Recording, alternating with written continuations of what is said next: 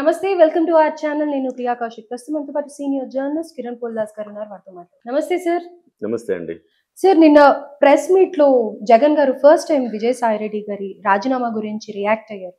అది ఎవరు ఊహించిన విధంగా ఆయన మాట్లాడారు. అంటే ఆయనను ఉద్దేశించే కాదు, ఎవరైతే వెళ్ళిపోతున్నారో వాళ్ళని కూడా అనేసి అని అన్నారు ఆయన. అని దానికి తగ్గట్టుగా రిప్లై కూడా విజయసాయి రెడ్డి గారు ఇవ్వడం జరిగింది. విశ్వసనీయత లేకపోతే గనక డిసిప్లిన్ ఇలా అన్ని ఉండాలి అన్నట్టుగా ఆయన మాట్లాడారు కదా. సో అన్ని ఉన్నాయి కాబట్టి నేను వెళ్ళిపోయాను అన్న సమాధానం కూడా విజయసాయి రెడ్డి గారు ఇచ్చారు. సో దీన్ని ఎలా చూడాలని అంటారు? అంటే దొంగ దొంగ అన్నట్టు అసలు వీళ్ళు విశ్వసనీయత గురించి విలువల గురించి మాట్లాడుకోవడం ఉంది చూశారు, అది పెద్ద కామెడీ స్కిట్ అని చెప్పాలి. సో ఆయన అనడం, నాకున్నాయని ఈయన అనడం, అసలు వీళ్ళిద్దరికి లేదన్న విషయం జనానికి తెలుసు. సో ఈయనేమంటాడు, వ్యక్తిగత జీవితంలో కూడా అంటే యాజ్ అ ప్రొఫెషన్ మాత్రమే కాదు, వ్యక్తిగత జీవితంలో కూడా విలువలు విశ్వసనీయత క్యారెక్టర్ ఉన్నవాడిని కాబట్టే ఎవరికి ఎలాంటి ప్రలోభాలకి లొంగలేదు.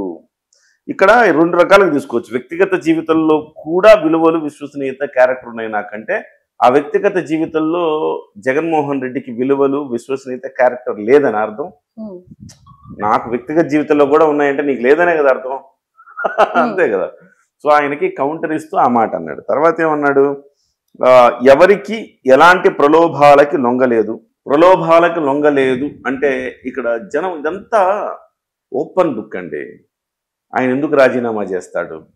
ఉన్నట్టుండి నిన్న మొన్నటి వరకు ఉన్న ఆయన ఇవాళ ఆయనకు ఏమంటారు జ్ఞానోదయం అయినదా? ఇవాళ ఎందుకు రాజీనామా చేసి ఎవరు చిన్నపిల్లాడిని అడిగినా చెప్తాడు కదా.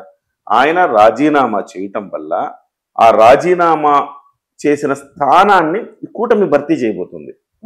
అంటే ఒక రాజ్యసభ స్థానం బీజేపీ కూటమికి రాబోతున్నాయి అక్కడ. అంటే ఇండైరెక్ట్ గా మీరు జగన్మోహన్ రెడ్డి గారికి లాస్ చేసి అటువైపు కూటమికి మీరు ప్లస్ చేస్తున్నట్టేగా. చేస్తున్నారు అంటే అర్థం ఏంటి? మీరు ప్రలోభాలకు లొంగలేదా? ప్రలోభాలు కావచ్చు, లేకపోతే భయం కావచ్చు.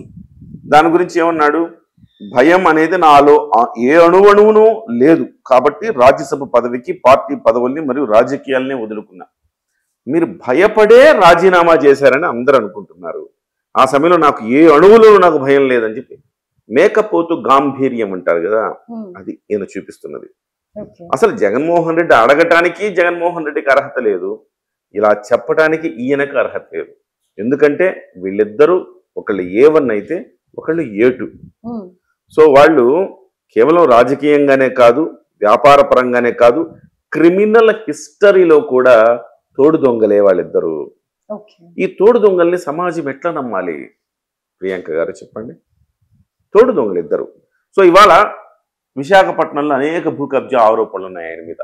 సో అవన్నీ చిన్న చిన్నవి, ఈ ప్రభుత్వం ఏమీ చేయలేదు అనుకుంటే, ఇవాళ 48,000 కోట్ల అక్రమ బియ్యం రవాణాకు సంబంధించి ఆ పోర్ట్ ఏదైతే ఉందో ఆ పోర్టుకు సంబంధించిన అంశం బట్టబయలింది. ఇవాళ 42% భయపెట్టి ఆయన దగ్గర పోర్ట్ రాయించుకున్నారు. కేవీ రావు అనే ఆయన దగ్గర అరబిందో కంపెనీ రాయించుకున్నారు. అరబిందో కంపెనీ అంటే ఎవరిది? విజయసాయి రెడ్డి అల్లుడు గారిది. అల్లుడు గారు అన్న మెయిన్ గా చూస్తున్నది. బట్ ఉమ్మడి ఆస్తే కదా, అదంతా ఇండైరెక్ట్ వాళ్ళదే కదా, అల్లుడు గారికి చెందుద్ది కదా అది. అంటే మీరు ఆ కుంభకోణం ఎప్పుడైతే బయటపడిందో ఈ కేవీ రావు అనే అతను అప్పుడు ఫిర్యాదు ఇచ్చాడు. ఎప్పుడైతే పవన్ కళ్యాణ్ గారు సీజ్ ద షిప్ అన్నాడో ఆ తర్వాత మొత్తం వ్యవస్థ కదిలి అసలు ఈ పోర్ట్ ఎవరిది, ఎవరు ఈ పోర్ట్లో సీజ్ ద షిప్ అంటే ఈ పోర్ట్ ఎక్కడి నుంచి, ఆ షిప్లో ఎలా వెళ్తుంది, ఈ పోర్ట్ కార్యకలాపాలు ఎవరు చూస్తున్నారు, ఈ పోర్ట్లో అనుమతులు ఎలా ఇచ్చారు వాళ్ళకి అంటే కేవీ రావు. ఏమయ్యా నువ్వు ఎలా ఇచ్చి, ఏమండి నన్ను బెదిరించి 42% రాసేసుకున్నారండి అరబిందో వాళ్ళు. బెదిరించి రాసుకోవడమా, ఇదెక్కడ చోద్యం అంటే వెళ్ళి ఆయన కేసు పెట్టేటప్పుడు. కేసు పెడితే మొత్తం బయటపడింది. ఇప్పుడు దాన్ని మళ్ళీ అరబిందో వాడు తప్పు చేయకపోతే మళ్ళీ ఆయన 42% ఆయన పేరుకి ఇచ్చేశాడు. తప్పు చేయకపోతే ఇవ్వడుగా, తప్పు చేశారుగా. ఈ మొత్తం వ్యవహారం ఇబ్బందికరంగా మారింది. అందుకే నువ్వు భయపడ్డావా, ప్రలోభాలకు లొంగావా, ఏం చేసావో కానీ మొత్తం మీద అయితే అవి ఏదో ఒకటి పని చేసే ఉంటుంది కదా ఆయన మీద. లేకపోతే నిన్న జైల్లో జగన్మోహన్ రెడ్డితో పాటు జైల్లో చెప్పకూడదు తిన్నాడు విజయసాయి రెడ్డి.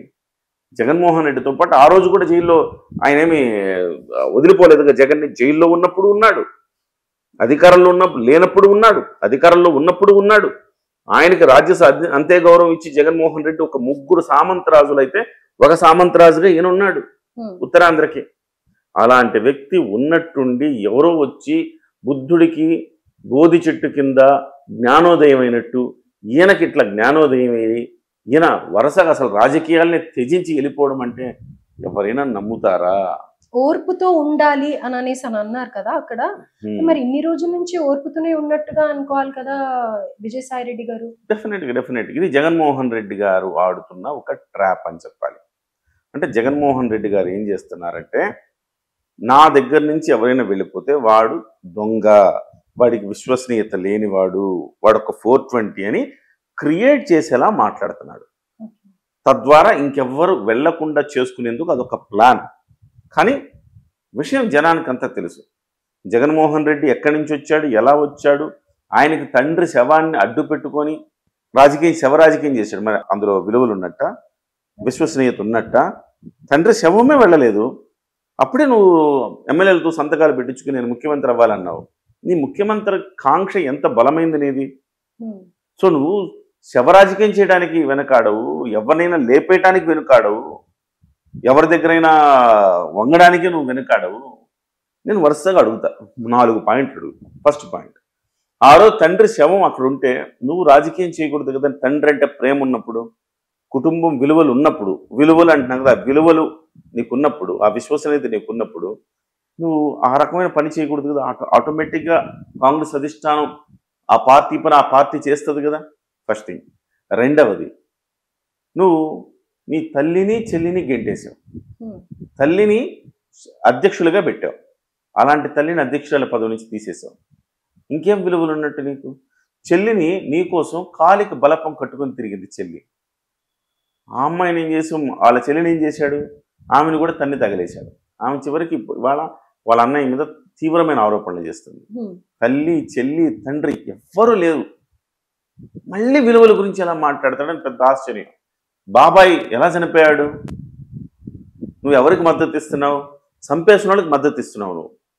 అంటే నీకు విలువలు ఎక్కడున్నాయి? నీ వ్యక్తిగత జీవితంలో అదే విజయసాయి రెడ్డి చెప్పింది. వ్యక్తిగత జీవితంలో కూడా విలువలు కలిగిన వాడిని నేను. అంటే విజయసాయి రెడ్డి గారి అర్థం ఏంటంటే, నా కూతురి కోసం, నా కూతురు బాగుండడం కోసం, వాళ్ళ ఫ్యామిలీ బాగుండడం కోసం అవసరమైతే రాజకీయ జీవితాన్ని త్యాగం చేయగలిగిన అది నా కుటుంబం పట్ల నా విలువ. బట్ ఆ విలువ కుటుంబం పట్ల నీకు లేవు అని ఇండైరెక్ట్ గా చెప్పాడు. వ్యక్తిగత జీవితంలో కూడా నాకు విలువలు ఉన్నాయంటే నీకు వ్యక్తిగత జీవితంలో విలువలు లేవు జగన్ అని చెప్పాడు. సో ఇది దాని అర్థం అంతుందన్నమాట. ఏదేమైనా జనం నవ్వుకుంటున్నారు. ఒకటి, ఈ విలువలు విశ్వసనీయత అనే పదాలకు ఇజ్జత్ తీసేశాడు. సో ఆ రకమైన పదాలను వాళ్ళు వాడడం అనేది, సో ఎవరైతే పాటించరో వాళ్ళే ఆ పదాలను ఉచ్చరిస్తూ ఉంటే ఎట్లా అనిపిస్తుంది? సో అదే జరిగింది. కాబట్టి ఏదేమైనా కౌంటర్కి ఎన్కౌంటర్ చేశాడు విజయసాయి రెడ్డి. అదే సమయంలో ఇంకొక భయం వెంటాడుతోంది జగన్మోహన్ రెడ్డిని. ఇవాళ జగన్మోహన్ రెడ్డి చేసిన వ్యాఖ్యలకు కూడా అర్థం ఏంటంటే, విలువలు విశ్వసనీయత కలిగి ఉంటే నువ్వు నా గురించి అప్రూవర్గా మారవు. ఇదొక కోణం ఉంది ఇందులో. విలువలు విశ్వసనీయత కలిగిన వాడివైతే నా గురించి నువ్వు అప్రూవర్గా మారి అన్ని విజయసాయి రెడ్డి నోరు విప్పితే ఏమైపోద్దండి, మొత్తం జగన్మోహన్ రెడ్డి జైల్లోనే ఉంటాడు. విజయసాయి రెడ్డే కదా వెనకుండంత A2 ఆయన, ఈయన A1 అయితే ఆయన A2. సో ఆయన ఎక్కడ నోరు విప్పుతాడన్న భయంతో గజగజ వణికిపోతున్నాడు జగన్మోహన్ రెడ్డి. సో అందుకే నర్మగర్భంగా ఆయన ఉద్దేశించే కనీసం విలువలు విశ్వసనీయత మర్చిపోతున్నాం, ఆ విశ్వసనీయత నా పట్ల నీ విశ్వసనీయత చూపించు, నువ్వు ఎక్కడ ఏమి చెప్పకు అని అర్థం చేసుకోవాలి మనం. ఈయన కూడా అలా చెప్పేవాడిని కాదులే అన్నట్టుగా ఈయన ట్వీట్ చేశాడు. కాబట్టి ఇందులో 2 అర్థాలు ఉన్నాయన్నమాట. డైరెక్ట్ గా మాట్లాడుకుంటే అయిపోతుందేమో కదా. ఒకరికొకరు భయం. ఇప్పుడు ఆయన విభేదించి బయటకు వచ్చాడండి. బయటకు వచ్చినప్పుడు నేరుగా అడిగితే కూడా చెప్పనని అంటారు కదా, ఎవరైనా చెప్తానంటారా? ఇప్పటి వరకైతే చెప్పలేదు ఆయన.